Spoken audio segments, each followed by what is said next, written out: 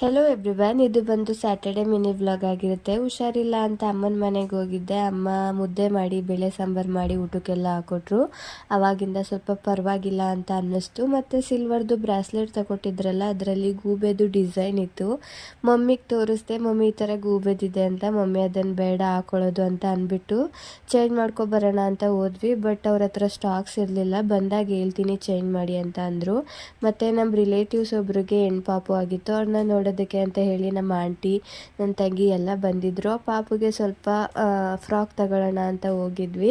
ಹೆಣ್ಮಕ್ಳು ಬಟ್ಟೆಗಳಲ್ಲಿ ತುಂಬಾ ವೆರೈಟೀಸ್ ಇರುತ್ತೆ. ನನಗಂತೂ ನೋಡೋದಕ್ಕೇ ತುಂಬ ಖುಷಿ ಅನಿಸುತ್ತೆ. ಅವಾಗ ನನಗೆ ಫೀಲ್ ಆಗ್ತಾ ಇರುತ್ತೆ, ನನಗೂ ಹೆಣ್ಪಾಪು ಆಗಿದ್ದಿದ್ರೆ ಎಂತೆಂಥ ಬಟ್ಟೆಗಳು ಹಾಕ್ಬೋದಿತ್ತಲ್ವ ಅಂತ. ಸೊ ಫೈನಲ್ ಆಗಿ ಆ ಪಿಂಕ್ ಕಲರ್ದೊಂದನ್ನ ಸೆಲೆಕ್ಟ್ ಮಾಡಿಬಿಟ್ಟು ಪಾಪು ನೋಡೋಣ ಅಂತ ಬಂದ್ವಿ. ಪಾಪು ಮಾತ್ರ ತುಂಬಾ ಕ್ಯೂಟ್ ಆಗಿದ್ದಾರೆ. ನನಗಂತೂ ತುಂಬ ಇಷ್ಟ ಆದರು. Thank you for watching.